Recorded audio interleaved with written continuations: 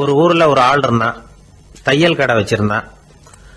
அவங்கிட்ட ஒருத்தன் ஒரு சட்டை துணி எடுத்து கொடுத்து தைக்க சொல்லியிருந்தான். வர்ற சனிக்கிழமை வா வந்து வாங்கிட்டு போ அப்படின்னு அவன் சொல்லியிருந்தான். அதே மாதிரி இவன் வந்தான். அவன் தச்சு வச்சிருந்த சட்டையை கொடுத்தான். இவன் வாங்கி அங்கேயே போட்டு பார்த்தான். கை நீளம் ஒண்ணுக்கு ஒண்ணு வித்தியாசமா இருந்தது. வலது கை இடது பக்கத்தை விட நீளம் குறைச்சலா இருந்தது. அவன் முணுமுணுக்க ஆரம்பிச்சுட்டான். என்ன இது இப்படி தைச்சுட்டியேன்னு. இதுக்கு அவன் சொன்னான், ஐயையோ இதுக்காகவா சங்கடப்படுறீங்க, வலது கையை மட்டும் கொஞ்சம் உள்ள இழுத்தாப்புல வச்சுக்கிட்டீங்கன்னா சரியா போகுது. மற்றபடி அந்த சட்டையில உள்ள கலை அம்சத்தை கவனிங்க, எவ்வளவு அற்புதமா தச்சிருக்கேன் பாருங்க. ஒரு சின்ன குறைய இப்படிலாம் பொருட்படுத்த வேண்டியதில்லை. நான் சொன்னது மாதிரி கையை கொஞ்சம் உள்ள இழுத்தது மாதிரி வச்சுக்கிட்டு நடந்து போங்க, ஜோரா இருக்கும் அப்படின்னா. அவனும் யோசிச்சு பார்த்தான். சரியான யோசனையா தான் தோணுச்சு. கொஞ்சம் முயற்சி பண்ணி வலது கையை கொஞ்சம் உள்ள இழுத்து சட்டை சரியா இருக்கிறது மாதிரி பண்ணிட்டான். இப்போ மறுபடியும் ஒரு பிரச்சனை. வலது கையை உள்ள இழுத்த மாதிரி அப்படியே வச்சுக்கிட்டதும் முதுகு பக்கம் கொஞ்சம் துணி தளர்த்தியா தொங்குறது மாதிரி தெரிஞ்சது. என்ன இது, முதுகு பக்கம் துணி குவிஞ்சுட்டுதே, தொங்குதே அப்படின்னா மறுபடியும், அடடா இதுக்காகவா கவலைப்படுறீங்க, உடம்ப அதுக்கு தகுந்த மாதிரி கொஞ்சம் வளைச்சிக்கிட்டா சரியா போடுது. இதுக்காக அந்த அழகான தையலை பிரிச்சு அதுல உள்ள கலை அம்சத்தை கெடுக்கிறதுக்கு என் மனசு இடம் தரல. எவ்வளவுக்கு தளர்த்தியா இருக்கோ அவ்வளவுக்கு கொஞ்சம் உடம்ப வளைச்சி அப்படி குனிஞ்சது மாதிரி போங்க போதும் அப்படின்னா. அதுவும் நல்ல யோசனையா தான் பட்டுது இவனுக்கு. சரின்னு சொல்லிவிட்டு புறப்பட்டான். தெருவில் இறங்கினான். கையை கொஞ்சம் உள்ள இழுத்தான். உடம்ப கொஞ்சம் முன்னால வளைச்சான். சட்டைக்கு தகுந்த மாதிரி உடம்ப பண்ணிட்டான். மெதுவா நடந்து போறான். இப்போ எதிரில் இன்னொருத்தன் வரான். இவனை பாக்குறான். இவன் போட்டிருக்கிற சட்டையை பாக்குறான். ஆஹா அற்புதம்ங்கிறான். சும்மா சொல்லக்கூடாது, ரொம்ப நல்லா இருக்கு நிச்சயமா. இது இந்த ஊர் மேல தெருவில் இருக்கிற ஒருத்தன் இருக்கானே, அவன் தைச்சதா தான் இருக்கணும் அப்படின்னா. இதை கேட்டதான் அவனுக்கு ஆச்சரியம். எப்படி அவ்வளவு கரெக்டா கண்டுபிடிச்சிங்க அப்படின்னு கேட்டிருக்கான். இதுக்கு அந்த வழிபோக்கன்னு சொன்னானா, அவன் ரொம்ப கெட்டிக்காரன். உங்களை மாதிரி உடம்பும் கையும் வளைஞ்சு போன ஒரு ஆசாமிக்கு அவனை தவிர வேற யாராலேயும் இவ்வளவு பொருத்தமான ஒரு சட்டையை தைக்க முடியாது அப்படின்னானா. பாருங்க, அவனுக்காக இவன் அனுசரிக்க போய் இவனோட நிலைமை எப்படி ஆயிடுது பாருங்க. இதே மாதிரிதான் சில சடங்குகளும் சம்பிரதாயங்களும் நம்மளை கோமாளி ஆக்கி விட்டுரும். எதுவா இருந்தாலும் அதுல அறிவுபூர்வமான அணுகுமுறை அவசியம். ஒரு நர்ஸ் அவசரமா ஓடி டாக்டர் கிட்ட சொல்லிச்சான், டாக்டர் ஒரு தப்பு நடந்து போச்சு, 10ஆம் நம்பர் பெட்ல இருக்கிற பேஷண்ட்டுக்கு காலில் ஆபரேஷன் பண்றதுக்கு பதிலாக கையில் ஆபரேஷன் பண்ணி விட்டீங்க. கை ஆபரேஷன் பண்ணிக்க வேண்டிய ஆள் 7ஆம் நம்பர் பெட்ல இருக்கார் அப்படின்னு தான்.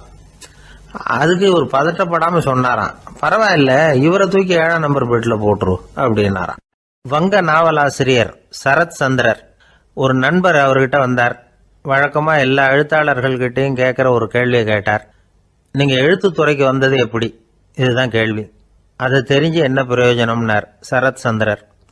சும்மா சொல்லுங்களேன் தெரிஞ்சுக்கிறேன் அப்படின்னார் வந்தவர். சரி சொல்றேன்னு ஆரம்பிச்சார். நான் ரங்கூன்ல வேலை பார்த்துக்கிட்டு இருந்தேன். சம்பளம் பத்தல. வேலையும் பார்த்துக்கிட்டு ஒரு பலசரக்கு கடை வைக்கலாம்னு நினைச்சேன். என்னால் மளிகை கடை வச்சு சரியா நடத்த முடியுமாங்கிற சந்தேகம் என் மனைவிக்கு. அதை சோதனை பண்ணி பார்க்கணுங்கிறதுக்காக சில பொருள்களின் அளவு, அதோட விலை, இப்படி சிலதை சொல்லி எல்லாத்தையும் மனக்கணக்காக கூட்டி போட சொன்னாங்க. என்னால் சரியாக கூட்டி சொல்ல முடியல. உங்களால் மளிகை கடை நடத்த முடியாதுன்னு சொல்லிவிட்டாங்க. உடனே என்ன பண்ணுறது, வேற வழி இல்லை, கதை எழுத ஆரம்பிச்சிட்டேன் அப்படின்னார். கேட்டவருக்கு சிரிப்பு வந்துட்டு தான். சரத் சந்திரர் ஒரு பக்கம் சீரியஸான நாவல்கள், சிறுகதைகள் எழுதியிருந்தாலும் அவருடைய இன்னொரு பக்கம் வேற விதம். நண்பர்கள்கிட்ட பேசும்பொழுதும் சரி, அவர்களுக்கு கடிதங்கள் எழுதும் போதும் சரி, கேலியும் கிண்டலும் நகைச்சுவை உணர்வும் அதிகமாக இருக்கும். காந்திஜி ஒரு சமயம் கல்கத்தாவுக்கு வந்திருந்தார். தேசபக்தர்கள் பல பேர் அவர்கிட்ட பேசிக்கிட்டு இருந்தாங்க. அப்போ சரத் சந்திரரும் அங்கே இருந்தார். கிரண் சங்கர் ராய் அப்படிங்கிறவரும் அங்கே இருந்தார். அவர் சொன்னாராம், காந்திஜியோட பழகிய முதல் வங்காளி நான் தான். போயர் யுத்த காலத்தில் இவர் லண்டனுக்கு வந்திருந்தப்போ என்கிட்ட தான் வங்காள மொழி கற்றுக்கிட்டார் அப்படின்னாராம். உடனே சரத் சந்திரர் காந்திஜியை பார்த்து, இவர் உங்களுக்கு வங்காள மொழி கற்றுக் கொடுத்தது உண்மைதானா அப்படின்னாராம். ஆமான்னாராம் காந்தி. அதனால தான் உங்களால் வங்காள மொழி கற்றுக்க முடியல அப்படின்னாராம். எல்லாரும் சிரிச்சாங்களாம். சரத் சந்திரர் சாம்தாபேர் அப்படிங்கிற கிராமத்தில் தங்கியிருந்தார். ஒரு இலக்கிய நிகழ்ச்சியில் கலந்துக்கிறதுக்காக. அதுக்காக ஒரு கல்கத்தாவுக்கு போக வேண்டிய சூழ்நிலை. அதுக்காக புறப்பட்டார். அந்த சமயத்தில் பின்னாடி இருந்து யாரோ அவரை கூப்பிட்டாங்க. இப்படி கூப்பிட்டவரை பார்த்து இன்னொருத்தர் யாரோ அதட்டி இருக்கிறாங்க. போகிறவரை ஏன் இப்படி கூப்பிடுறீங்க அப்படின்னு. ஏன் கூப்பிட்டா என்னன்னு கேட்டிருக்கார் சரத் சந்திரர். புறப்படுறவங்கள பின்னாடி இருந்து கூப்பிடுறது அபசகுனம், போகிற இடத்துல ஏதாவது ஆபத்து வரலாம் அப்படின்னு அதுக்கு விளக்கம் கொடுத்துருக்கிறார் அவர். உடனே சரத் சந்திரர் சொன்னாராம், இதோ இவங்க என்ன இலக்கிய கூட்டத்துக்கு அழைச்சிட்டு போகிறாங்களே, இதை விட வேற என்ன ஆபத்து வந்துட போகுது அப்படின்னாராம். இப்படி சரத் சந்திரருக்கு இயல்பாகவே நகைச்சுவை உணர்வு உண்டு. அவருடைய நண்பர் ஒருத்தர் வீட்டுக்கு கூப்பிட்டுருந்தார். அங்கே ஒரு கச்சேரிக்கு ஏற்பாடு பண்ணியிருந்தாங்க. சரத் சந்திரருக்கு இயல்பாகவே கச்சேரியில் நீண்ட ஆலோசனையெல்லாம் கேட்கறதுக்கு பொறுமை இருக்காது. அதனால் மெதுவாக பாட போகிறவர் எப்படி அப்படின்னு கேட்டிருக்கார். அவருக்கு ரொம்ப நல்லா பாட தெரியும் அப்படின்னு சொல்லியிருக்கிறாங்க. அதுக்கு சரத் சந்திரர், பாட தெரியுங்கிறது சரி, பாட்டை நிறுத்த தெரியுமா அதை சொல்லுங்க முதல்ல அப்படின்னாராம். ஒரு நாள் ராமர் அரசவையில் உட்கார்ந்துருக்கிறார். ராமராஜ்யம் நடந்துக்கிட்டு இருந்த நேரம். அந்த சமயத்தில் ஒரு நாய் அரச சபைக்கு வந்துதான். அது தலையில் அடிபட்டு ரத்தம். அந்த கோலத்தில் அது அங்கே வந்தது. எல்லாரும் ஆச்சரியமாக அதை பார்த்தாங்க. ராமரும் அந்த நாயை பார்த்தார். நீங்கள் வந்த காரியம் என்ன, என்ன நடந்தது, எதுவாக இருந்தாலும் பயப்படாமல் சொல்லு அப்படின்னார். உடனே அந்த நாய் மெதுவாக சொல்ல ஆரம்பிச்சுதான். ஐயா, நான் தெருவில் போய்கிட்டு இருந்தேன். வழியில் ஒருத்தர் வந்தார். அவர் வேத சாஸ்திரம்லாம் படித்த பெரியவர். அவர் எந்த காரணமும் இல்லாமல் அவர் கையில் வச்சிருந்த குச்சியால் என் தலையில் அடிச்சுட்டார். அதுதான் தலையில் ரத்தம். இதை நீங்கள் விசாரித்து தகுந்த தீர்ப்பு வழங்கணும் அப்படின்னு தான் அந்த நாய். ராமர் பார்த்தார். உடனே தன்னுடைய காவலர்களை அனுப்புனார். அந்த ஆளை எங்கே இருந்தாலும் போய் கொண்டுகிட்டு வாங்க அப்படின்னு விட்டார். காவலர்கள் போனாங்க. அந்த ஆளை பிடிச்சி கொண்டு வந்துட்டாங்க. அரண்மனைக்கு வா அப்படின்னு சொல்லி கூப்பிட்டுட்டு வந்துட்டாங்க. என்ன நடந்ததுன்னு விசாரித்தார் ராமர். அதுக்கு அந்த ஆள் சொன்னார், நான் வீதி வழியாக வந்துக்கிட்டு இருந்தேன். குறுக்க இந்த நாய் வந்தது. நான் அவசரமாக போய்கிட்டு இருந்தேன். இது எனக்கு வழி விடாமல் குறுக்க பூந்து இடைஞ்சல் பண்ணிச்சு. எனக்கு கோபம் வந்துட்டுது. அதனால் அடிச்சுட்டேன். வேத சாஸ்திரம் படித்த நான் என் வசம் இழந்து கோபப்பட்டது பெரிய தப்பு தான். அதை நான் ஒத்துக்கிறேன். குற்றத்தை ஒப்புக்கொள்கிறேன். எனக்கு என்ன தண்டனை கொடுக்கணுமோ அதை கொடுங்க, ஏற்றுக்கிறேன் அப்படின்னு விட்டார். சரி, இப்போ அந்த ஆளுக்கு தண்டனை கொடுக்கணும். என்ன தண்டனை கொடுக்கறது யோசனை பண்ணார் ராமர். அதையும் அந்த நாய்கிட்டே கேட்டார். நீயே சொல்லு, என்ன தண்டனை கொடுக்கலாம் இவருக்கு அப்படின்னார். இதுக்கு அந்த நாய் என்ன சொல்லிச்சு தெரியுமா? இவரை ஏதாவது ஒரு கோயிலுக்கு தர்மகர்த்தாவாக நியமனம் பண்ணி கொடுங்க, அதுதான் இவருக்கு சரியான தண்டனை அப்படின்னுது. இதை கேட்டதும் ராமர் முகத்தில் புன்னகை. ஆனால் அங்கே இருந்த மற்றவங்களுக்கெல்லாம் ஆச்சரியம். அது எப்படி, தப்பு செஞ்சவங்களுக்கு தண்டனை கொடுக்கறது தானே நியாயம், அதை விட்டுட்டு தர்மகர்த்தா பதவியை கொடுக்க சொல்லுது இந்த நாய் அப்படிங்கிற ஆச்சரியம். இந்த சந்தேகத்தை அந்த நாய்கிட்டே கேட்டாங்க அங்கே இருந்தவங்க. இதுக்கு அந்த நாய் பதில் சொல்லிச்சான். நான் போன பிறவியில் ஒரு கோயிலுக்கு தர்மகர்த்தாவாக இருந்தேன். எவ்வளவோ கவனமாக எச்சரிக்கையாக தான் என்னுடைய கடமைகளை எல்லாம் செஞ்சுக்கிட்டு வந்தேன். அப்படி இருந்தாலும் சில சமயங்களில் என்னையும் மீறி கோயில் செல்வத்தை நான் அனுபவிக்கிறதுக்கு காரணம் ஆயிட்டேன். ஒரு கோவிலுக்கு தர்மகர்த்தாவாக இருக்கிறவங்க எப்படியும் இந்த பாவத்திலேருந்து தப்பிக்கிறது கஷ்டம். அதனால தான் நான் இந்த பிறவியில் நாயாக பிறந்து இப்படி கஷ்டப்படுறேன். இதே நிலைமை இந்த ஆளுக்கும் ஏற்படணும் அப்படிங்கிறதுக்காக தான் அவரையும் ஒரு கோயிலுக்கு தர்மகர்த்தாவை நியமிக்கும்படி கேட்டுக்கிட்டேன் அப்படின்னு தான் இந்த நாய். இதிலேருந்து என்ன தெரியுது? எந்த பதவியில் நாம் இருந்தாலும் நமக்கு தெரியாமல் கூட அதை தவறாக உபயோகப்படுத்தக்கூடாதுங்கிறத இதிலேருந்து புரிஞ்சுக்கணும். இல்லைன்னா அடுத்த பிறவியில் நாயாக பிறந்து எங்கேயாவது போய் வாழை ஆட்டிட்டு நிற்க வேண்டியது தான். கோவில் வாசலில் 2 நாய் பேசிக்கிட்டு இருந்து தான். போன ஜென்மத்தில் நான் மனுஷனாக தான் இருந்தேன். ஒரு கோவில் பூசாரி பேச்சை கேட்டுவிட்டு அவரோட கூட்டு சேர்ந்துக்கிட்டு ஆண்டவன் போட்டிருந்த நகையெல்லாம் அபகரித்து என்கிட்ட கொடுத்தாரு அவர். நான் எடுத்துகிட்டு வந்துட்டேன். திருடினது அந்த ஆள் தான், எடுத்துக்கிட்டு வந்தது தான் நான். இருந்தாலும் நான் மட்டும் நாயாக பிறந்துட்டேன். இப்போ மட்டும் அந்த பூசாரி என்கிட்ட மாட்டினா கடித்து குதறி விடுவேன் அப்படின்னு தான். அவசரப்பட்டு அப்படி செஞ்சுடாதே. பதிலுக்கு அவரும் உன்னை திருப்பி கடித்தாலும் கடிச்சிருவார். ஏன்னா அவரும் இப்போ ஒரு நாயாக தான் பிறந்திருக்கிறார் அப்படின்னு தான் இன்னொன்று. அது எப்படி உனக்கு தெரியும்னு தான் இது. நான் தானே அது அப்படின்னு தான் அந்த நாய். ஒருத்தர் ஓடி வந்தார். இன்னொருத்தரை பார்த்து, சார் உங்கள் சைக்கிளை ஒரு நாள் இரவல் கொடுங்களேன், பக்கத்து ஊருக்கு போயிட்டு வர வேண்டியிருக்கு அப்படின்னார். இவர் சைக்கிளை கொடுத்து பத்திரமா கொண்டுட்டு போங்கன்னார்.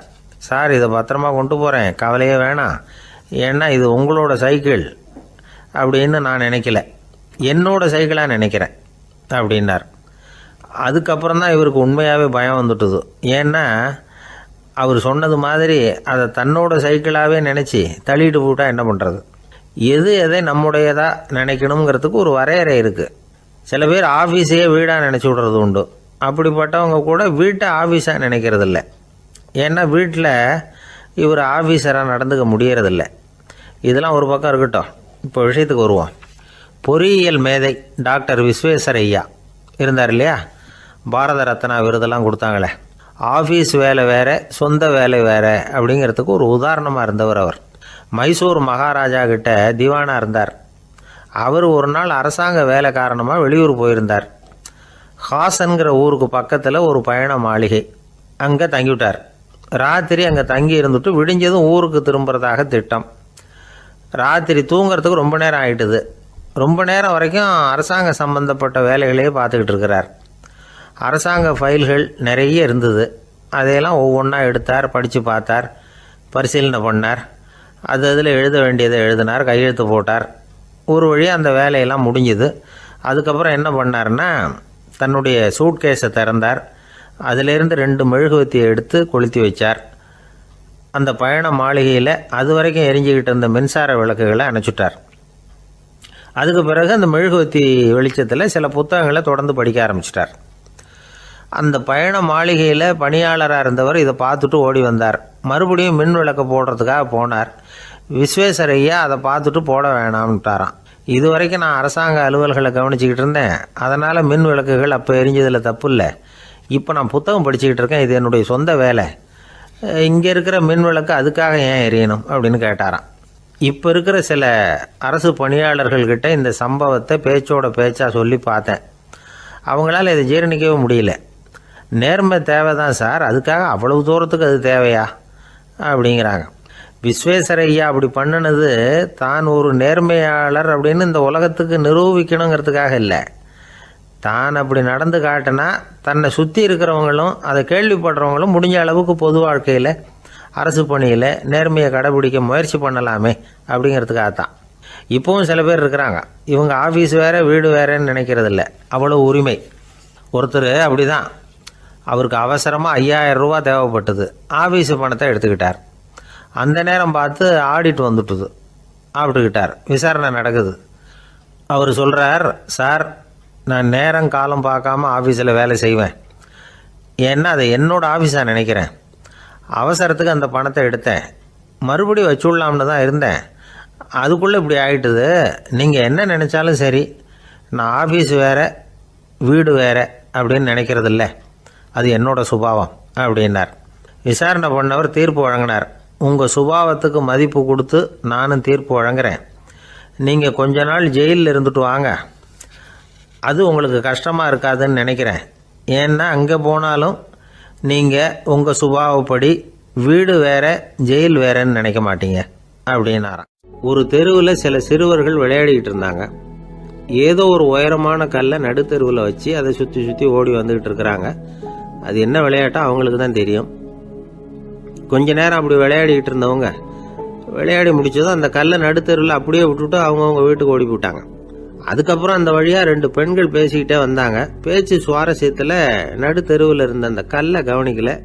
காலில் இடிச்சுட்டுது, லேசாக ரத்தம் வந்துட்டுது, வலி தாங்கலை. காலில் இடிச்சுக்கிட்ட பொண்ணு திட்ட ஆரம்பிச்சுட்டுது. வர வர ஊர் உலகம் ரொம்ப கெட்டு போச்சு, யாருக்கும் பொறுப்பே கிடையாது பாரு, இப்படி நடுத்தெருவில் பொறுப்பு இல்லாமல் இப்படி கல்லை போட்டு வச்சுருக்குறாங்களே, இது நியாயமா அப்படின்னு சொல்லி இந்த சமூகத்தை கடுமையாக விமர்சனம் பண்ணிக்கிட்டு அவங்க போயிட்டாங்க. கொஞ்ச நேரம் கழித்து ஒரு வாலிபன் அந்த வழியாக வந்தான். அந்த கல்லை பார்த்தான், நின்னான், ஒரு நிமிஷம் யோசனை பண்ணான், என்ன பண்ணலாம்னு பார்த்தான். தன்னுடைய வீரத்தையும் பலத்தையும் காட்டணும்னு நினச்சான். பின்னாடி போனான். அப்புறம் வேகமாக ஓடி வந்து ஒரு சின்ன ஹை ஜம்ப் அப்படியே துள்ளி குதிச்சான். துள்ளி குதித்து தாண்டி அந்த பக்கமாக போய் விழுந்தான். அப்படியே விசில் அடிச்சுக்கிட்டு அவன் பாட்டுக்கு நடந்து போகிறான். அடுத்தபடியாக ஒரு காதல் ஜோடி அந்த வழியாக வந்தது. நடுத்தெருவில் கண்ணில் பட்டது. அவங்க 2 பேரும் ரொம்ப நெருக்கமாக சேர்ந்து வந்துக்கிட்டு இருக்கிறாங்க. நடுவில் கல் இருக்கிறதுனால கொஞ்ச நேரம் 2 பேரும் விலகி மறுபடியும் இந்த பக்கம் வந்து சேர்ந்து போகணும். கொஞ்ச நேரம் நாம் பிரிய வேண்டி இருக்குதே அப்படின்னு வருத்தத்தோட முணுமுணுத்துக்கிட்டே இந்த பக்கம் வந்தாங்க. அதுக்கப்புறம் வழக்கம் போல் சேர்ந்து அவங்க பாட்டுக்கு எதிர்காலத்தை பற்றி கற்பனை பண்ணிக்கிட்டே போயிட்டாங்க. கடைசியாக அந்த வழியாக பார்வை இல்லாத ஒருத்தர் வந்துக்கிட்டு இருக்கார். அவர் கையில் வழக்கமாக வச்சிருக்கிற அந்த ஊன்றுகோல், கையில் இருக்கிற அந்த ஊன்றுகோலால் தனக்கு முன்னாடி அப்படியே தட்டிக்கிட்டு பார்த்துக்கிட்டே அவர் மெதுவாக நடந்து வந்துக்கிட்டு இருக்கிறார். வழியில் இருக்கிற அந்த கல் தட்டுப்பட்டுது. உடனே நடுத்தெருவில் ஒரு கல் இருக்குங்கிறத அவர் புரிஞ்சுக்கிட்டார். உடனே குனிஞ்சார். அந்த கல்லை தடவி பார்த்து எடுத்தார். தெரு ஓரமாக கொண்டுட்டு போய் போட்டார். அதுக்கப்புறம் அவர் பாட்டுக்கு அவர் வழியில் நடந்து போனார். இப்போ இதில் பல பேர் வந்தாங்க போனாங்க. இவங்களில் பார்வை உள்ளவங்க யார், பார்வை இல்லாதவங்க யார்? இப்படி ஒரு கேள்வி கேட்டால் என்ன பதில் சொல்ல முடியும்? கொஞ்சம் யோசிச்சு பார்த்தா இன்னைக்கு பல பேர் இப்படி தான் இருந்துகிட்டு இருக்கிறோம். ஒரு ஆள் பார்க்கறதுக்கு பெரிய மனுஷன் மாதிரி இருக்கார். ஒரு தெரு வழியாக நடந்து வந்துகிட்டு இருந்தார். இருட்டு நேரம். வழியில் ஒரு பெரிய கல் கிடந்தது, கருங்கல். பார்த்தார். கொஞ்ச நேரம் யோசிச்சார். போய் தூக்கி பார்த்தா ரொம்ப கனமாக இருந்தது. இன்னொரு ஆள் சேர்ந்தாதான் தூக்க முடியும். இவர் உடனே ரோட்டோரமாக போய் ஒரு மரத்தடியில் உட்காந்துக்கிட்டார். 2 பக்கமும் பார்த்துக்கிட்டே இருக்கார், யாராவது வர்றாங்களான்னு. கொஞ்ச நேரத்தில் ஒருத்தர் வந்தார். இவருக்கு தெரிஞ்சவர். என்னங்க இந்த நேரத்தில் இங்கே உட்காந்துருக்குறீங்கன்னு கேட்டார் அவர். அதோ அந்த கருங்கல் அப்படின்னு சுட்டி காட்டினார். ஓ, அதை தூக்கி ஓரமாக போடணுமா? வாங்க 2 பேரும் தூக்கலான்னார் வந்தவர். நான் அதுக்காக உட்காந்துருக்கலேன்னார் இவர். பின்ன வேற எதுக்காகன்னார் அவர். ஒரு மனுஷன் கருங்கல்லில் காலை இடிச்சுக்கிட்டான்னா எப்படி துள்ளுவான்னு பார்க்கணுங்கிறது எனக்கு ரொம்ப நாளாக ஒரு ஆசை. அதுக்காக தான் உட்காந்துருக்கிறேன் அப்படின்னார். ஒரு ரயில் போய்கிட்டு இருக்கு. அதில் ஒரு பெரியவர் பிரயாணம் பண்ணிட்டு இருக்கிறார். எதிரில் ஒரு பெரிய அதிகாரி, IAS ஆஃபீஸர் உட்காந்துருக்கிறார். 2 பேருக்கும் முன்ன பின்ன அறிமுகம் இல்லை. அவர் வேற யாரோ, இவர் வேற யாரோ. ஒரே ரயிலில் பிரயாணம் பண்ணிட்டு இருக்கிறாங்க. அதுவும் எதிர்த்த இருக்கையில். ஏதோ ஒரு நகரத்தில் வண்டி நின்றுது. 2 பேரும் கீழே இறங்கினாங்க. பெரியவர் ஒரு ட்ரங்க் பெட்டியோட கீழே இறங்கினார். அந்த அதிகாரி கையில் ஒரு சின்ன பெட்டி. அவர் அந்த சின்ன பெட்டியை கீழே வச்சுட்டு கூலி கூலின்னு கத்திக்கிட்டு இருந்தார். இந்த பெரியவர் பார்த்தார். ஐயா, இந்த பெட்டி மட்டும்தானா, இல்லை இன்னும் ஏதாவது இருக்குதா அப்படின்னு விசாரிச்சார். இப்போ அதிகாரி சொன்னார், இல்லைங்க இது மட்டும்தான் அப்படின்னு சொன்னார். இதுக்கு என்னத்துக்காக கூலி ஆள், நானே எடுத்துக்கிட்டு வரேனே, வாங்க அப்படின்னு சொல்லி அந்த பெட்டியை அந்த பெரியவர் கையில் எடுத்துக்கிட்டார். எடுத்ததும் 2 பேரும் பேசிக்கிட்டே நடந்து வராங்க. இப்போ பெரியவர் சொன்னார், இப்போ உள்ள நாகரிகம் எப்படி இருக்குன்னா, சுமை கால் பணம், சுமக்கூலி முக்கால் பணம் அப்படிங்கிற மாதிரி இருக்கு. பணத்தை வீணாக்கிறதோட இது கௌரவம்னு வேற நினைக்கிறாங்க அப்படின்னார். அவர் சொல்றது சரிதான். 10 ரூபாய் மதிப்புள்ள ஒரு சுமையை 30 ரூபா கொடுத்து தூக்கிட்டு போவோம். நாமே அதை தூக்கினா நமக்கு கௌரவ குறைச்சல் அப்படின்னு நினைப்போம். இதுதான் நம்ம நிலைமை. ஆனால் அந்த பெரியவர் என்ன சொன்னார் தெரியுமா? நீங்கள் எங்கே போகணுமோ அது வரைக்கும் நானே இதை எடுத்துகிட்டு வரேன் அப்படின்னார். அந்த அதிகாரி பக்கத்தில் உள்ள ஒரு ஹோட்டல் வரைக்கும் போனார். பெரியவரும் அங்கே கொண்டுட்டு போய் பெட்டியை வச்சார். உடனே அந்த பெரிய அதிகாரி அவருக்கு பணம் கொடுக்கறதுக்காக பர்ஸை எடுத்தார். உடனே இவர், ஐயா எனக்கு கூலி எதுவும் வேணாம், உங்களுக்கு சேவை செய்கிறது என்னுடைய கடமை. நான் இந்த சேவையை செய்தது பணத்துக்காக இல்லை, அன்புக்காக அப்படின்னு சொல்லிவிட்டார். அதுக்கப்புறம் அவர் நன்றின்னார். 2 பேரும் பிரிஞ்சுட்டாங்க. இது முடிஞ்சது. அன்னைக்கு சாயந்தரம் அங்கே ஒரு பெரிய கூட்டம் நடக்குது. இந்த அதிகாரியும் அந்த கூட்டத்துக்கு போகிறார். மக்கள் கூட்டம் ரொம்ப அதிகம். அதனால் இந்த அதிகாரியும் ஒரு ஓரமாக உட்காந்துக்கிட்டார். அப்புறம் கொஞ்ச நேரத்தில் இந்த முக்கிய விருந்தினர் பேசுறதுக்காக வரார் மேடைக்கு. மேடையில் இருந்த பெரியவங்கள்லாம் எழுந்திரிச்சு நின்று அவருக்கு மாலை போட்டு மரியாதை செய்கிறாங்க. எங்கேயோ ஒரு மூலையில் உட்காந்துருந்தார் அதிகாரி. அவர் இதை கவனித்தார். அவருக்கு ரொம்ப ஆச்சரியம், அதிர்ச்சி. ஏன்னா அங்கே பேச வந்த முக்கிய விருந்தினர் வேற யாரும் இல்லை. இன்னைக்கு காலையில் இவர் பெட்டியை தூக்கிட்டு வந்தார் பெரியவர், அவர் தான். சரி, அந்த பெரியவர் யார் தெரியுமா? அவர் தான் ஈஸ்வர சந்திர வித்யாசாகர். கூட்டம் முடிஞ்சது. அதிகாரி அவரை தேடி ஓடினார். அவர் கைகளை பிடிச்சிக்கிட்டார். ஐயா என்னை மன்னிச்சுடுங்க அப்படின்னாரு. அப்புறம் சொன்னார், அகங்காரங்கிற கெட்ட புத்தி தான் உண்மையை கண்கள்ல இருந்து மறைக்குது. அகங்காரம் தான் மனுஷனை அழிக்குது. நீங்கள் ரொம்ப பெரிய மனிதர், இருந்தாலும் மனிதத்தன்மையோடு நடந்துக்கிறீங்க. இந்த அன்பு, தயவு, பொறுமை இதெல்லாம் இல்லைன்னா மனிதனாக இருக்கிறதுல என்ன பிரயோஜனம் அப்படின்னு சொல்லிவிட்டு அந்த அதிகாரி போனாராம். மனிதத்தன்மைன்னா என்ன அப்படிங்கிற கேள்விக்கு இந்த பெரியவர் ஒரு உதாரணம். இப்பெல்லாம் அப்படியா இருக்கிறாங்க? ஒரு பெரியவர் ஒரு பெட்டியை தூக்கிட்டு வந்துக்கிட்டு இருக்கிறார். ஒரு இளைஞன் ஓடி வந்தான். கொடுங்க சார், நான் தூக்கிட்டு வரேன்னா. கொடுத்தார். வாங்கி தலையில் வச்சுக்கிட்டான். அப்புறம் சொன்னான், அடுத்தவங்க சிரமப்படக்கூடாதுங்கிறது என்னுடைய கொள்கை அப்படின்னா. அது நல்லது தான்னார் அவர். கடைசியில் பெட்டியை கொடுத்தான். வாங்கிக்கிட்டு பரிசை திறந்தார் பணம் கொடுக்கறதுக்காக. வேணாங்க அப்படின்னு விட்டான் அந்த இளைஞன். ஏன்னார், நான் சொன்னேன் அடுத்தவங்க சிரமப்படக்கூடாதுங்கிறது என்னுடைய கொள்கைன்னு. அதனால் உங்களுக்கு சிரமம் கொடுக்கக்கூடாதுங்கிறதுக்காக வரும்பொழுது நானே உங்கள் பரிசை எடுத்து வேணுங்கிற பணத்தை எடுத்துக்கிட்டு திருப்பி உங்கள் பாக்கெட்லேயே போட்டுட்டேன் அப்படின்னா. இப்படி இருக்குது இந்த காலம். அதனால் வாழ்க்கையில் அன்பு, தயவு, பொறுமை இதெல்லாம் ரொம்ப அவசியம் அப்படிங்கிறத நாம் புரிஞ்சுக்கணும். ஒரு விஞ்ஞானி இருந்தார். அவர் பேர் என்னன்னா ஹோ, இதுதான் அவர் பேர். ஒரு ஊசியை கண்டுபிடிக்கணும். அதுக்காக அவர் ரொம்ப காலமாக தலையை பிச்சுக்கிட்டு ஆராய்ச்சி பண்ணிகிட்டு இருந்தார். அது என்ன ஊசி தெரியுமா? இந்த தையல் மிஷினில் இருக்குல்ல, அந்த ஊசி தான். அவருக்கு பிடிபடாமல் இருந்த விஷயம் என்னன்னா, அந்த ஊசியோட கூர்மையான பாகத்தில் நூலை எப்படி கோக்கிறது, அது எப்படி சேர்க்கறது. அதில் மற்ற ஒரு பாகம் மிஷினுக்கு உள்ளே போயிடுது. அதனால் அந்த பாகத்தில் சாதாரணமாக மற்ற ஊசியில் நாம் செய்கிறது மாதிரி நூலை கொண்டு போய் நுழைக்க முடியாது. அப்படியே நுழைச்சாலும் தைக்கிறது எப்படி, அது முடியாத காரியம். இதுதான் அவருக்கு இருந்த பிரச்சனை. ரொம்ப நாள் யோசனை பண்ணி பார்த்தார். தையல் மிஷின் ஊசியோட வடிவ அமைப்பு அவருக்கு புலப்படலை. ராத்திரி பகலா அதே ஞாபகமாக இருந்தார். ஒரு நாள் அவர் தூங்கிக்கிட்டு இருக்கிறார். அப்போ ஒரு கனவு வந்தது. எப்படின்னா, அந்த கனவுல அவரை ஒரு மலைஜாதி மக்கள் பிடிச்சிட்டு போயிடுறாங்க. கொண்டுகிட்டு போய் ஒரு இடத்துல கட்டி போட்டுடுறாங்க. அந்த மலைஜாதி மக்களோட அரசன் ஒருத்தன் அவன் வர்றான். அவரை பார்த்து ஒரு உத்தரவு போடுறான். என்ன உத்தரவு தெரியுமா? பொழுது சாயறதுக்குள்ள நீ தையல் மிஷின் ஊசியை கண்டுபிடிக்கணும். அப்படி கண்டுபிடிக்கலைன்னா உன் தலையை வெட்டி விடுவோம். இதுதான் அந்த அரசன் போட்ட கட்டளை. இவருக்கு என்ன பண்றதுன்னு ஒண்ணுமே புரியல. திருதுன்னு முழிக்கிறார். இந்த நேரத்துல அந்த மலை ஜாதியினர் அவரை சுத்தி சுத்தி பயங்கரமா முழிச்சுக்கிட்டு டான்ஸ் ஆடுறாங்க. தன்னை சுத்தி சுத்தி ஆடிக்கிட்டு வர்றவங்கள ரொம்ப பயத்தோட அவர் பாக்குறார். நேரம் ஆவ ஆவ தன்னோட இறுதி நேரம் நெருங்கிறத உணர்றார். ரொம்ப நெருக்கடியான நிலைமை. தன்னை சுத்தி ஆடுறவங்கள கவனிக்கிறார். அவங்க கைகள்ல ஈட்டி மாதிரி ஏதோ ஒரு ஆயுதம் வச்சிருக்கிறாங்க. அந்த ஆயுதத்தை இவர் கண்ணுக்கு நேரா கொண்டுகிட்டு வராங்க. அதை அவர் பாக்குறார். அந்த ஆயுதத்தின் கூரான முனைய இவர் கூர்ந்து கவனிக்கிறார். அந்த கூரான முனையில ஒரு சின்ன துவாரம் தெரியுது. உடனே அவருக்கு பளிச்சுன்னு ஒரு ஐடியா உதயமாகுது. இதைத்தானே இவ்வளவு காலமும் நான் தேடிக்கிட்டு இருந்தேன். கூரான முனையில ஒரு சின்ன துவாரத்தை போட்டுட்டா அது மூலமா நூலை செலுத்தி மறுமுனைய மிஷின்ல வச்சுடலாமே. தையல் மிஷின் ஊசி ரெடி அப்படின்னு நினைச்சார். திடீர்னு தூக்கம் கலைஞ்சது. உடனே தன்னுடைய தலைமாட்டில் இருந்த குறிப்பு ஏடுல இதை குறிச்சு வச்சுக்கிட்டார். அதுக்கப்புறமா அந்த ஊசியையும் அவர் செஞ்சு முடிச்சார். இது எப்படின்னு நீங்க நினைக்கலாம், ஆனா இது சாத்தியம்தான். முழிச்சுக்கிட்டு இருக்கிறப்போ நமக்கு ஏற்படுற சில பிரச்சனைகளுக்கு கனவுல விடை கிடைக்கிறது உண்டு. அப்படி பல பேருக்கு ஆயிருக்கு.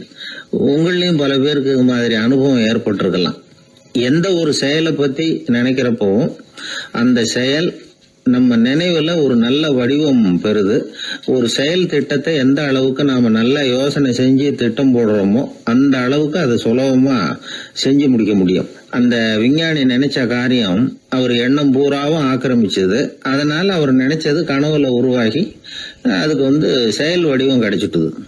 மனிதனோட உள் மனசுக்கு அவ்வளவு ஆற்றல் உண்டு அப்படின்னு சொல்றாங்க.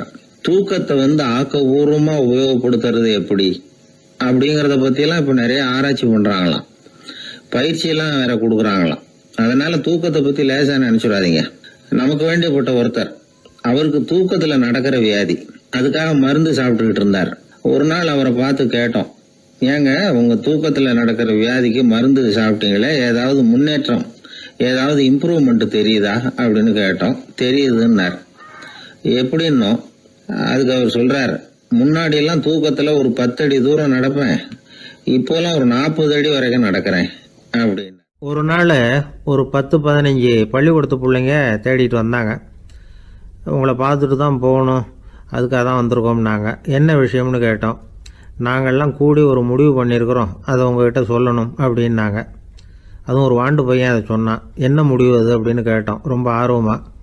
அதை இப்போ சொல்ல மாட்டோம், எங்களுக்கு பிடிக்கிற மாதிரி ஏதாவது ஒரு தகவல் சொன்னால் அதுக்கப்புறம் நாங்கள் அதை சொல்கிறோம் அப்படின்னா அந்த வாண்டு பையன். சரி, சின்ன பையன்கிட்ட இன்றைக்கி வசமாக மாட்டிக்கிட்டோம் அப்படின்னு நினச்சிக்கிட்டு அவங்களுக்கு தகுந்த மாதிரி ஒரு கதை சொல்ல ஆரம்பித்தோம்.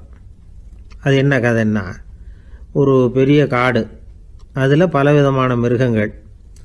அந்த காட்டுக்கு ஒரு சிங்கம் தான் ராஜா. எப்பவும் காட்டுக்கு அது தானே ராஜா.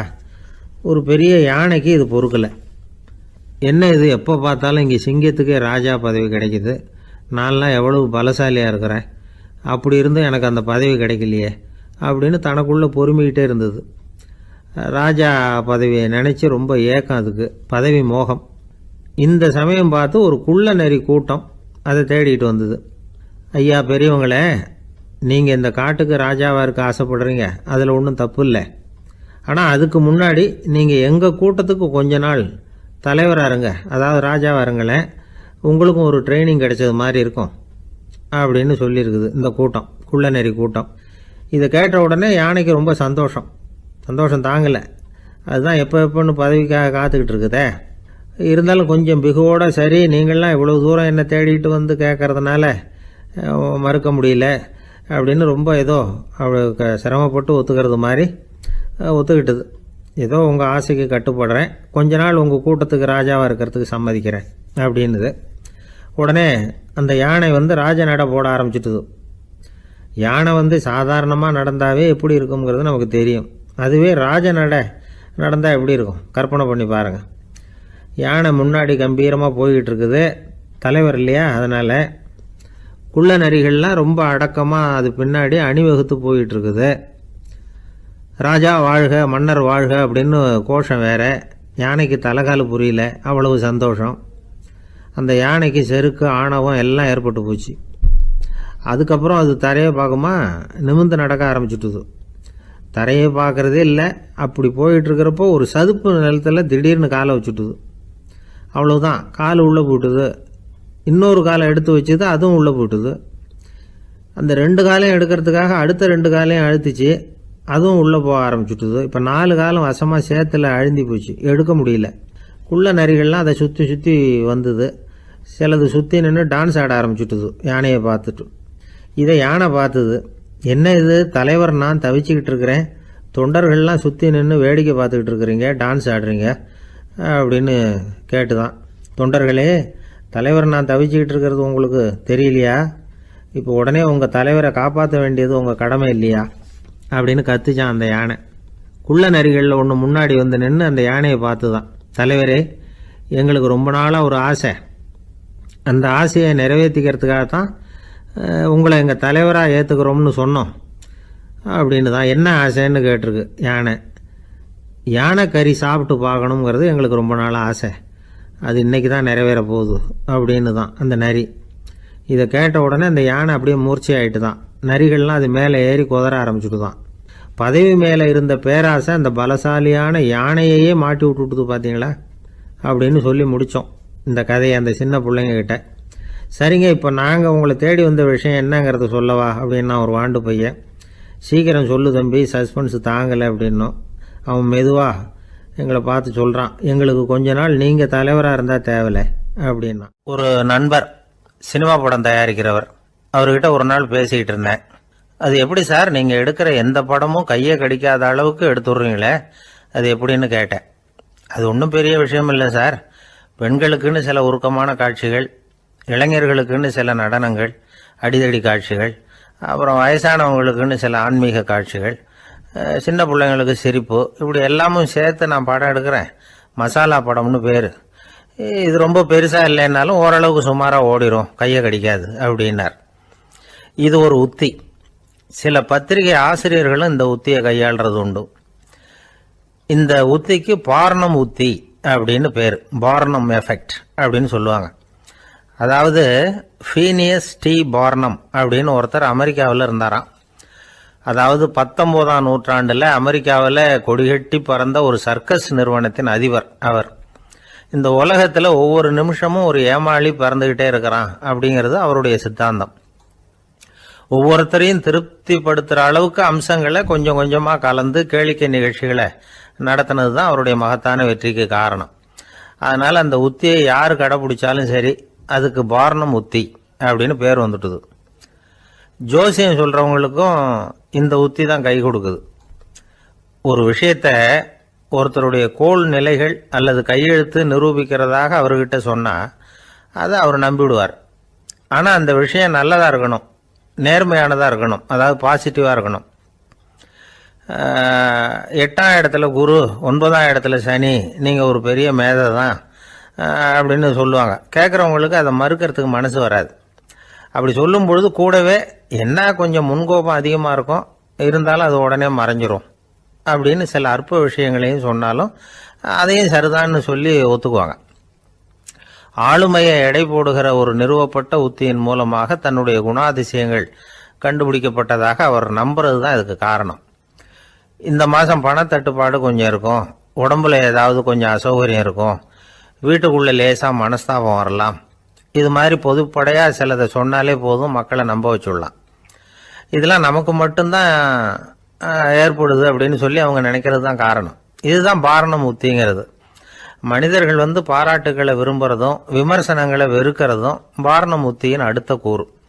அதனால் ஒருத்தருக்கு ஜோசியம் சொன்னாலும் சரி, அவருடைய ஆளுமையை மதிப்பிடுறதாக இருந்தாலும் சரி, அவரை புகழற மாதிரி இருந்தாலும் சரி, அப்படி இருந்தால் தான் அது சரியாக இருக்கும். சாதகமான விஷயங்களை அதிகமாகவும் பாதகமான விஷயங்களை நாசூக்காகவும் சொன்னால் மக்கள் அதை நம்பிடுவாங்க.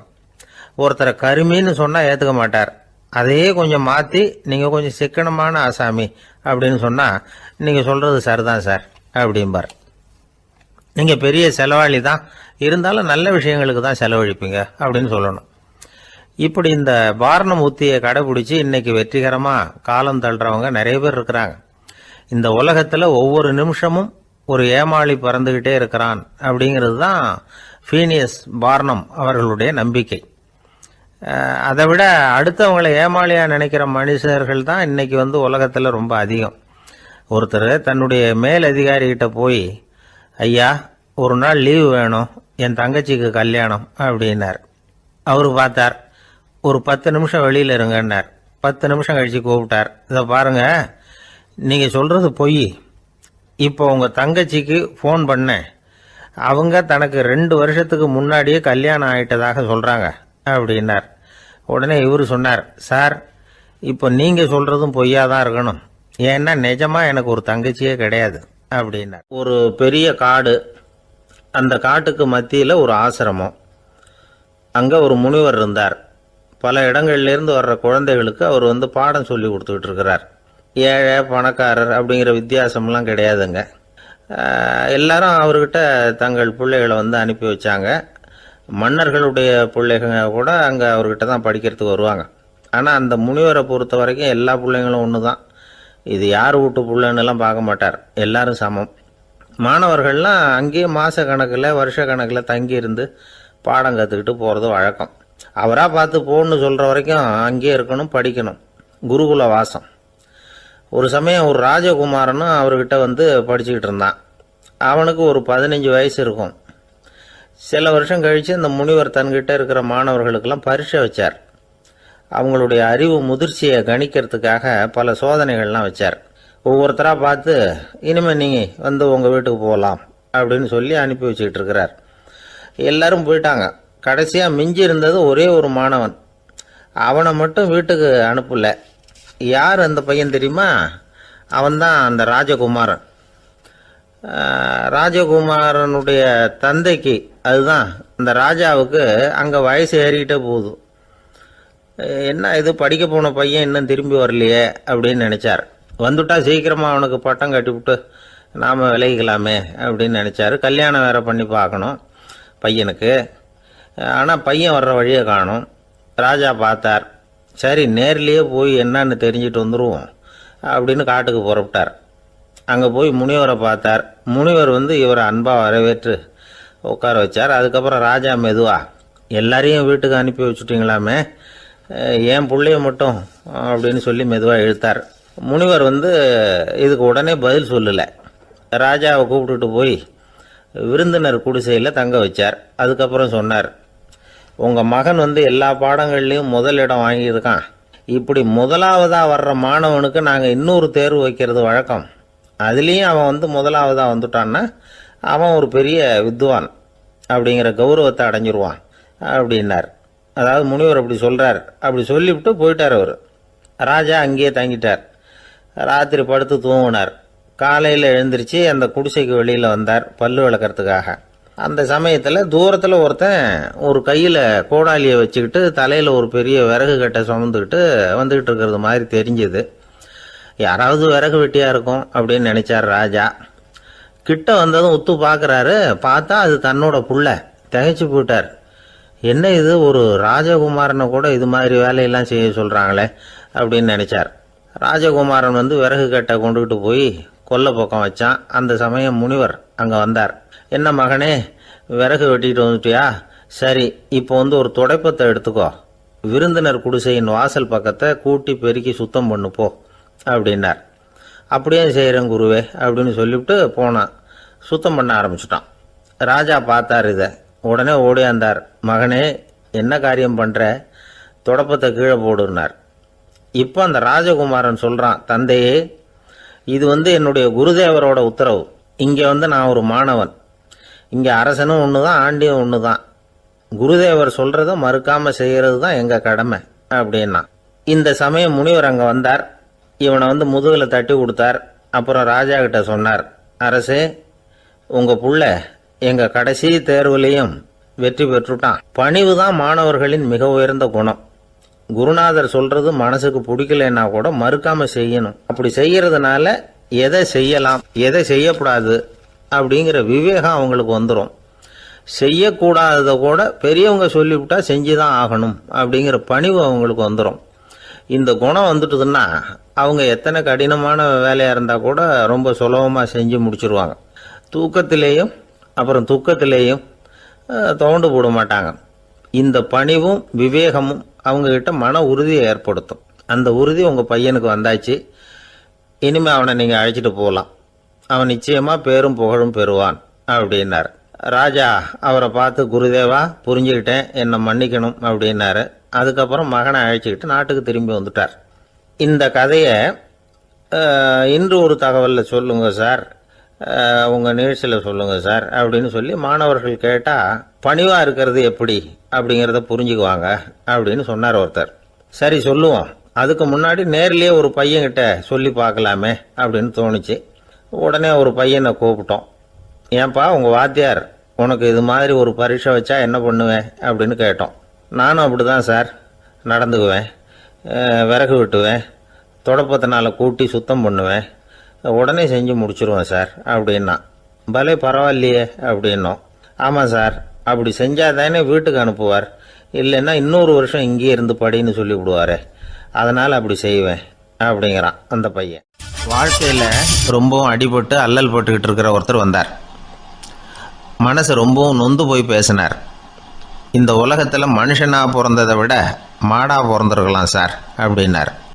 திடீர்னு என்கிட்ட இப்படி சொன்னால் அதுக்கு நான் என்னங்க பண்ண முடியும் அப்படின்னேன். உங்ககிட்ட வரணும்னு தோணுச்சு, அதனால் வந்தேன் அப்படின்னார். சரிங்க, இப்படி ஒரு யோசனை வந்ததுக்கு என்ன காரணம் அப்படின்னு சொல்லி அவர்கிட்ட கேட்டேன். அதுக்கு அவர் சொன்னார், என் பையனுக்கு வேலை தேடுறேன் கிடைக்கல, பொண்ணுக்கு மாப்பிள்ளை தேடுறேன் கிடைக்கல, வீடு கட்டுறதுக்கு கடன் கேட்குறேன் கிடைக்கல. மாடாக பிறந்திருந்தா இது மாதிரி கவலையெல்லாம் கிடையாதுல்ல, பேசாமல் வைக்கோலை தின்னுக்கிட்டு அசை போட்டுக்கிட்டே கடந்து விடலாமே அப்படின்னார் அலட்சியமாக. அதுக்கப்புறம் தான் அவர் சொன்ன கருத்தை நானும் கொஞ்சம் அசை போட ஆரம்பித்தேன் மனசுக்குள்ளே. இப்போது இயற்கையை பொறுத்த வரைக்கும் அது நாம் எல்லாரும் மகிழ்ச்சியாக வாழணும் அப்படின்னு தான் விரும்புது. விலங்குகள், பறவைகள், தாவரங்கள், அப்புறம் மற்ற உயிரினங்கள் எல்லாமும் நல்லபடியாக இருக்கணும் அப்படிங்கிறது தான் இயற்கையோட விருப்பம். அதில் ஒன்றும் சந்தேகம் இல்லை. இயற்கையோட அமைப்பை கொஞ்சம் கவனித்து பார்த்தா அதை நாம் நல்லா புரிஞ்சுக்கலாம். இருந்தாலும் இந்த ஆள் சொன்னதை கேட்ட பிறகுதான் ஒரு முக்கியமான வேறுபாடு புரிஞ்சுது. அதாவது இந்த உலகத்தில் உள்ள முக்கியமான பிரச்சனைகள் 6. அந்த 6 பிரச்சனைகளும் ஆடு மாடுகளுக்கு கிடையாது, மரம் செடி கொடிகளுக்கு கிடையாது. ஆனால் மனுஷன் அந்த 6 பிரச்சனைகளையும் சந்திக்க வேண்டியிருக்கு. சரி, அந்த 6 பிரச்சனைகள் என்னென்ன தெரியுமா? முதல்ல இந்த ஆடு மாடுலாம் நமக்குன்னு சொந்தமாக ஒரு வீடு இல்லையே அப்படின்னு கவலைப்பட்டுக்கிட்டு இருக்கிறதில்ல. ஆனால் மனிதனுக்கு வீடு தேவைப்படுது. இது ஒரு வித்தியாசம். இப்போ 2வது பிரச்சனை என்னென்னா ஆடை பிரச்சனை. ஒரு கோழியோ சேவலோ நாம் போட்டுக்கிறதுக்கு ஒரு சட்டை இல்லையே அப்படின்னு கவலைப்படுறதில்ல. ஆனால் மனுஷனுக்கு அந்த கவலை உண்டு. சரி, இப்போ 3வது என்னன்னு பார்த்தா கல்வி பிரச்சனை. ஒரு பசுமாடு கவலையோடு நின்றுக்கிட்டு இருக்கு அப்படின்னு வச்சுக்குவோம்.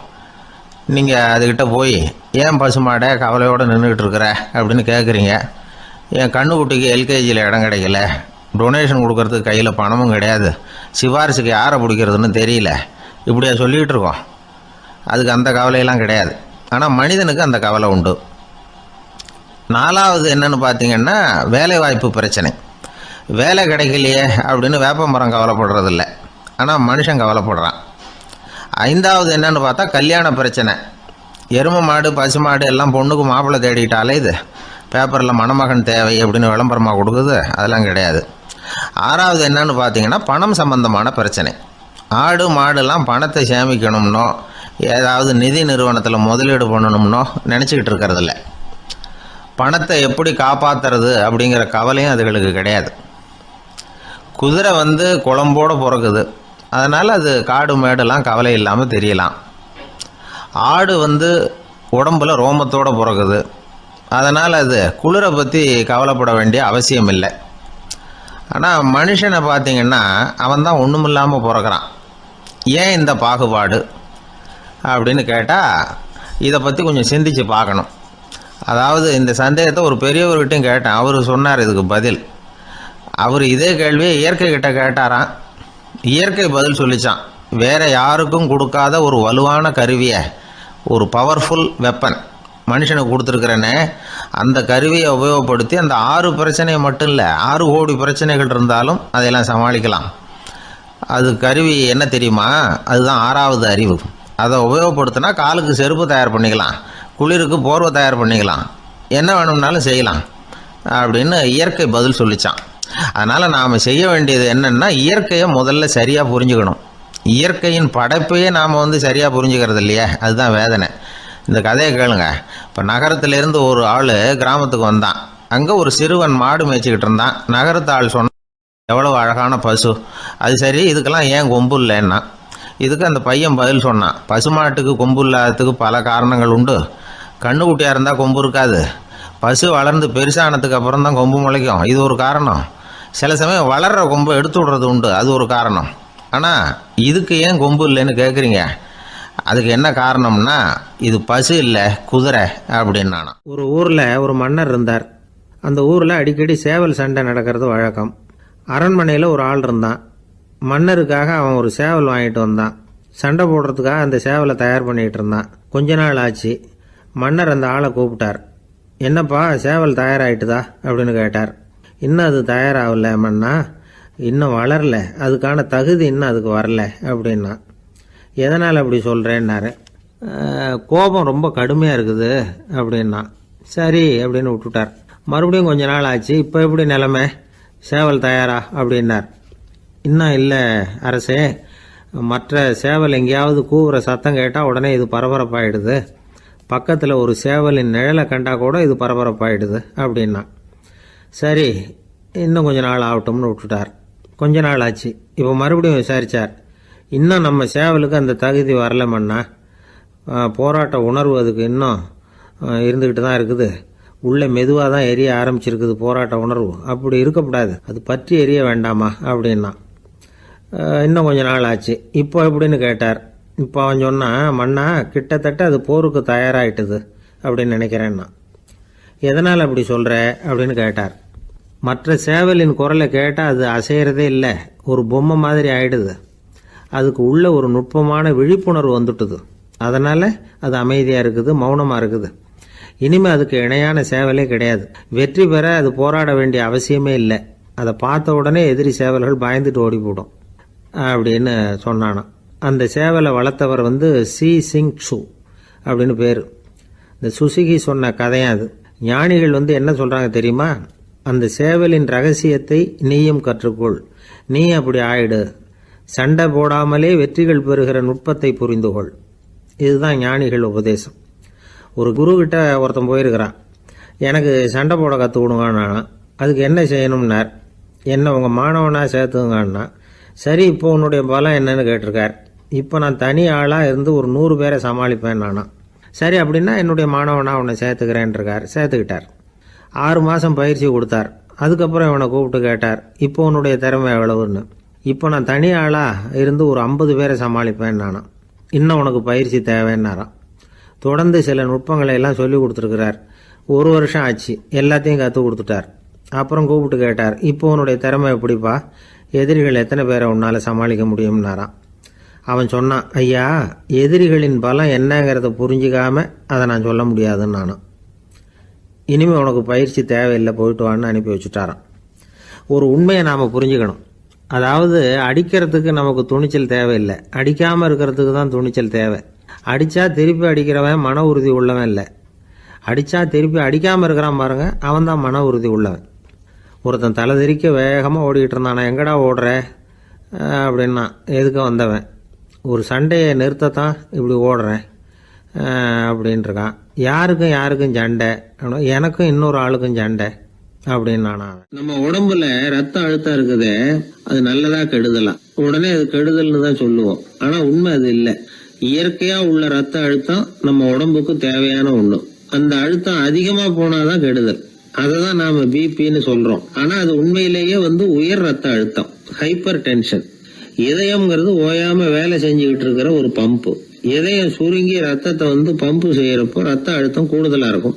இதுக்கு பேரு சிஸ்டாலிக் பிளட் பிரஷர் அப்படின்னு பேர். இதயம் விரிந்த நிலைக்கு திரும்புறப்போ ரத்த அழுத்தமும் குறையுது. இதுக்கு பேரு டயஸ்டாலிக் பிளட் பிரஷர் அப்படின்னு பேர். இப்படி இது மாறி மாறி இருக்கும். இந்த பிபி 140 90 இப்படின்லாம் சொல்றாங்கல்ல, இதுதான். சீரா இருக்க வேண்டிய ரத்த அழுத்தம் ஒரு அளவுக்கு மேல அதிகரிச்சுட்டா ஆபத்து ஆரம்பம்னு அர்த்தம். சரி, இந்த உயர் ரத்த அழுத்தம் உண்டாகிறதுக்கு என்ன காரணம்? இதனாலதான் இது வருதுன்னு ஒரு காரணத்தை குறிப்பிட்டு சொல்ல முடியாது.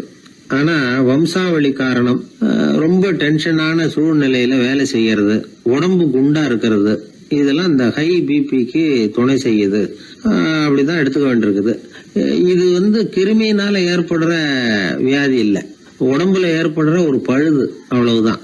இப்ப 40 வயசுக்கு மேலதான் பொதுவா இது பாதிக்கும். அதெல்லாம் சரி, ஒருத்தருக்கு உயர் ரத்த அழுத்தம் இருக்குது, அதை கட்டுப்படுத்துறதுக்கு வழி ஏதாவது உண்டா அப்படின்னா உண்டு. மருந்து கொடுத்தும் சரி பண்ணலாம். மருந்து இல்லாத சிகிச்சை முறைகளும் இருக்குது. இப்ப மருந்து சாப்பிட்றதுன்னா டாக்டர் கிட்ட போயிடலாம். அதுக்கு இப்ப சுமாரா 30 விதமான மருந்துகள் இருக்குதான். மருந்தோட உடல் கட்டுப்பாடும் மனக்கட்டுப்பாடும் சேர்ந்ததுன்னா ரொம்ப விசேஷம். அது இருக்கட்டும், மருந்து இல்லாம நாம செய்ய வேண்டியது என்ன, அதை தெரிஞ்சுக்குவோம். முதல்ல சீரான உடற்பயிற்சி, வாக்கிங் ரொம்ப நல்லது. மனசை அமைதிப்படுத்துறதுக்கு யோகாசனம், ஆழ்நிலை தியானம், இது மாதிரியான பயிற்சிகள் நல்லது. ஒரு காலத்துல யோகாசனம் பண்ணுங்க, தியானம் பண்ணுங்கன்னு சொன்னா ஒரு மாதிரியா பார்த்தாங்க. இப்ப மருத்துவ நிபுணர்களே அதெல்லாம் ரொம்ப அவசியம்தான் அப்படின்னு சொல்றாங்க. இன்னொரு அதிசய சிகிச்சை முறை இப்போ வழக்கத்துக்கு வந்திருக்குது. பயோ ஃபீட்பேக் அப்படின்னு பேர். மூளையின் அழுத்த அலைகளை பதிவு பண்ணி அதை மறுபடியும் உடம்புக்குள்ள செலுத்தி இந்த ரத்த அழுத்தத்தை சீராக்கி போடுறாங்க. சில பேருக்கு இந்த ஹை பிபி பார்டர் லைன்ல இருக்கும். அவங்களுக்கெல்லாம் மருந்துகள் அவசியம் இல்லை. வாழ்க்கை முறையில சில மாற்றங்களை பண்ணிக்கிட்டாவே போதும். பிஹேவியரல் மாடிஃபிகேஷன்ஸ்னு சொல்றாங்க. அது எப்படின்னா, பரபரப்பான வாழ்க்கை முறையை தவிர்க்கணும். புகைப்பிடிக்கிற பழக்கம், மது அருந்தும் பழக்கம், இதெல்லாம் இருந்தா விட்டுடணும். சாப்பாட்டுல உப்பை குறைக்கணும். கொழுப்பு சத்து ஆகாரங்களை குறைச்சிக்கணும். முடிஞ்சா விட்டுடலாம். குடும்பத்துல ஏற்கனவே யாருக்காவது ஹை பிபி இருந்தா சந்ததிகள் ஜாக்கிரதையா இருக்கணும். நடுத்தர வயசை அடைஞ்சவங்க அப்பப்ப அந்த பிபி செக் பண்ணிக்கிறது நல்லது. டாக்டர் சொல்றத நம்மள பல பேர் சரியாவே கேட்கறது இல்லை. அதனாலதான் இடைஞ்சல். ஒரு ஆளு பிபின்னு சொல்லி டாக்டர் கிட்ட போனான். உடம்பு குண்டா இருக்கு, அதை குறைக்கணும், முதல்ல தினமும் உடற்பயிற்சி பண்ணு அப்படின்னாரு. சரின்னு சொல்லிவிட்டு வந்தான், செஞ்சான். கொஞ்ச நாள் கழிச்சு மறுபடியும் டாக்டர் கிட்ட போனான். என்னப்பா எக்ஸசைஸ் பண்ணியா அப்படின்னு கேட்டார். தினமும் பண்ணினேன் டாக்டர்னா. என்ன பண்ணேன்னு கேட்டார். முன்னெல்லாம் சிகரெட்டை வந்து கடையில் வாங்குவேன், இப்போ நான் அப்படி வாங்குறத விட்டுட்டேன். தினமும் நானே என் கையாலேயே உருட்டி தயார் பண்ணுறேன் டாக்டர். இது ஒரு எக்ஸசைஸ் தானே அப்படின்னா. ஒரு ஏரி ஓரமாக 2 பசங்க நடந்து போய்கிட்டு இருக்கிறாங்க. அதில் ஒருத்தன் பணக்கார வீட்டு பையன், இன்னொருத்தன் ஏழை. இவங்க 2 பேரும் போய்கிட்டு இருக்கிறாங்க. வழியில் ஒரு இடத்துல ஒரு ஜோடி செருப்பு இவங்க கண்ணில் படுது. ஒரு விவசாயி அந்த செருப்பை அங்கே விட்டுட்டு பக்கத்தில் இருந்த ஏரியில் கை காலை கழுவிட்டு இருக்கிறார். உடனே அந்த பணக்கார பையனுக்கு ஒரு ஐடியா. அவன் சொன்னானா, டேய், இப்போ ஒரு வேடிக்கை செய்யலாம். அந்த செருப்பு 2ஐயும் தூக்கி எட்டத்தில் வீசி எரிஞ்சிருவோம். அந்த ஆள் வந்து பார்த்துட்டு செருப்பை தேடி அல்லாடுவான், அங்கேயும் இங்கேயும் ஓடுவான், திருன்னு முழிப்பான். அதை பார்த்து நாம் ரசிக்கலாம், நல்ல தமாஷா இருக்கும் அப்படின்னு இருக்கான். இப்படி சொல்லிவிட்டு அந்த செருப்புகளை தூக்கத்துக்கு போனானா. கொஞ்சம் பொறு அப்படின்னானா அந்த ஏழை பையன். ஏன்னு கேட்டிருக்கான் அவன். இப்போ அந்த ஏழை பையன் சொன்னானா, நீ சொல்கிறது ஒன்றும் வேடிக்கை கிடையாது. உன்னோட செருப்பு தொலைஞ்சா உன் அப்பா உடனே உனக்கு வேறு செருப்பு வாங்கி கொடுத்துருவார். ஆனால் அந்த ஆளுக்கு இந்த செருப்பு தொலைஞ்சதுன்னா வேறு புதுசாக வாங்கிறதுக்கு வாயையும் வயத்தையும் கட்டி பணத்தை சேர்க்க வேண்டியிருக்கும். அதனால் நான் ஒரு வேடிக்கை சொல்கிறேன், அது மாதிரி செய், அது இன்னமும் தமாஷா இருக்கும் அப்படின்னு நானா. எப்படி அது சொல்லுன்னு இருக்கான் அவன். செருப்பு 2ம் அது இருக்கிற இடத்துலையே இருக்கட்டும். உன் சட்டை பையிலிருந்து ஒரே ஒரு ரூபா நாணயத்தை எடு. அதை அந்த செருப்பு மேலே அதோட குதிகால் பகுதியில் வச்சுட்டு நாம் 2 பேரும் அந்த மரத்துக்கு பின்னாடி ஓடி போய் மறைஞ்சு நின்றுக்குவோம். அப்புறம் பாரு வேடிக்கை அப்படின்னா. அதே மாதிரி ரூபா காசு செருப்பு மேலே வச்சுட்டு இவங்க 2 பேரும் மறைஞ்சு நின்றுக்கிட்டாங்க. கொஞ்ச நேரத்தில் அந்த விவசாயி வந்தார். காலில் உள்ள மண்ணை தட்டிவிட்டு செருப்பை மாட்டுறதுக்காக போனார். அங்கேருந்து காசு கண்ணில் போட்டுவிட்டுது. அவருக்கு ஆச்சரியமாக போச்சு. அதை கையில் எடுத்து பார்க்குறார். 4 பக்கமும் திரும்பி திரும்பி பார்க்குறார், யார் இதை வச்சிருப்பான்னு. கடைசியில் ஆகாயத்தை பார்க்குறார். ஆண்டவா, இது உன்னோட கருணை தான். நீ தான் யாரோ புண்ணியவான் மனசில் தர்மம் பண்ணுற எண்ணத்தை உண்டாக்கி இருக்கிற. அந்த புண்ணியவான் நல்லா இருக்கணும் அப்படின்னு வாழ்த்தி அந்த காசை கண்ணில் ஒத்திக்கிட்டாரான். மறைஞ்சிருந்து பார்த்துக்கிட்டு இருந்த ஏழை பையன் இப்படி சொன்னான், பாத்தியா, உன்னை புண்ணியவான்னு வாழ்த்தி விட்டு போகிறார் அந்த ஆள். அவருக்கும் சந்தோஷம், அதை பார்த்து நமக்கும் சந்தோஷம். உனக்கு ரூபாங்கிறது ஒரு பெரிய விஷயம் இல்லை, ஆனால் அதனால் நமக்கு கிடைச்சிருக்கிற மகிழ்ச்சி ரொம்ப உயர்வானது அப்படின்னு நானும். வேடிக்கையும் கிண்டலும் இது மாதிரி அடுத்தவங்களுக்கு இடைஞ்சலாக இல்லாமல் இருக்கணும் அப்படிங்கிறார் கலைவாணர். ஆனால் பாருங்கள், அவருக்கே இடைஞ்சலாக வர்ற விஷயங்களை கூட அவர் வேடிக்கையாக தான் எடுத்துக்கிட்டாராம். ஒரு தடவை ஒருத்தர் கலைவாணர்கிட்ட வந்து, ஐயா, என் குழந்தை செத்து போச்சு அப்படின்னு சொல்லி அழுதாராம். உடனே இவர் அவருக்கு 100 ரூபா பணத்தை கொடுத்து, இந்தாங்க அடக்கம் செய்யுங்க அப்படின்னு சொல்லி அனுப்பி வச்சாராம். 1 வருஷம் கழித்து மறுபடியும் அதே ஆள் வந்திருக்கார். இவர் மறந்துருப்பாருங்கிற நினைப்புல, அண்ணே, என் குழந்தை இறந்து போச்சுண்ணே அப்படின்னாராம். இவர் மறுபடியும் 100 ரூபா கொடுத்து ஆறுதல் சொல்லி அனுப்பி வச்சாராம். 7-8 மாதம் கழித்து மறுபடியும் அதே ஆள் வந்திருக்கார். அவர் வாயை திறக்கிறதுக்கு முன்னாடியே இவர் 100 ரூபாய் அவர் கையில் வச்சு, போன 2 தடவை தான் குழந்தை செத்து போச்சு, இந்த தடவையாவது அதை சாகாமல் காப்பாற்றி விடு அப்படின்னு சொல்லி அனுப்பி வச்சாராம். அதுக்கப்புறம் அந்த ஆள் வர்றதே இல்லையா. நமக்கு முன்னாடி நமக்கு வேண்டிய ஒருத்தர் ஒரு கிளாஸில் நமக்கு பழச்சாறு கொண்டாந்து வைக்கிறாருன்னு வச்சுக்கோங்க. உடனே நாம் என்ன பண்ணுவோம், எடுத்து கிடுகிடுன்னு சாப்பிட்ருவோம் அடுத்தவங்க யாரும் வர்றதுக்குள்ள. அதை விட்டுட்டு அதை கொண்டாந்து வச்சவர்கிட்டயே அதோட விலை என்ன அப்படி இப்படின்னு நான் கேட்டுக்கிட்டு இருப்போம். நாம் கேட்க மாட்டோம். ஆனால் காந்திஜி அப்படி கேட்டாராம். எப்போ தெரியுமா, 1935. அந்த வருஷம் மே மாதத்தில் ஒரு நாள் காந்திஜி டெல்லியில் இருக்கிறார். அப்போ அவருக்கு 2 டம்ளர் மாம்பழச்சாறு கொண்டாந்து கொடுக்குறாங்க. அதை வாங்குறார். இதோட விலை என்ன அப்படின்னு கேட்டார் காந்திஜி. யாருக்கிட்ட கேட்டாருன்னா மனுபென் காந்திகிட்ட கேட்குறார். அவங்க தான் கொண்டாந்து கொடுக்குறாங்க. காந்திஜிக்கு உதவி செய்கிறதுக்காக அவர் கூடவே இருந்தவங்க அவங்ககிட்ட தான் கேட்குறாரு. காந்திஜி சும்மா வேடிக்கைக்காக இப்படி கேட்குறாருன்னு நினச்சிட்டாங்க அந்த அம்மா. அதுவும் இல்லாமல் அதோட விலையை கேட்டால் காந்திஜி நிச்சயமாக அதை சாப்பிட மாட்டார் அப்படிங்கிற பயம் வேறு. அதனால் அந்த அம்மா பதில் எதுவும் சொல்லாமல் கம்முன்னு இருந்துட்டாங்க. கொஞ்ச நேரம் ஆச்சு. அந்த பழச்சாறு வச்ச இடத்துல அப்படியே இருக்குது, வச்ச இடத்துல வச்சபடியே இருக்குது. காந்திஜி அதை சாப்பிடவே இல்லை. மனுபென் காந்தி பார்த்தாங்க. மெதுவாக காந்திஜிக்கிட்ட போய் அதை சாப்பிடுங்களேன் அப்படின்னாங்க. பழச்சாறு விலை என்னன்னு கேட்டேன். அதுக்கு பதில் இல்லை. அது முதல் தப்பு. பதிலை எதிர்பார்த்திருந்தும் அதை பற்றி விசாரிக்கலை. அது ரெண்டாவது தப்பு. இப்படி 2 தப்புகளை பண்ணிவிட்டு என்கிட்ட வந்து இதை சாப்பிடுங்கன்னு சொன்னால் அது எப்படி அப்படின்னு கேட்டாராம் காந்திஜி. மனுபென் காந்தி என்ன சொல்கிறதுன்னு தெரியாமல் திகைச்சு போய் நின்றுக்கிட்டு இருந்தாங்க.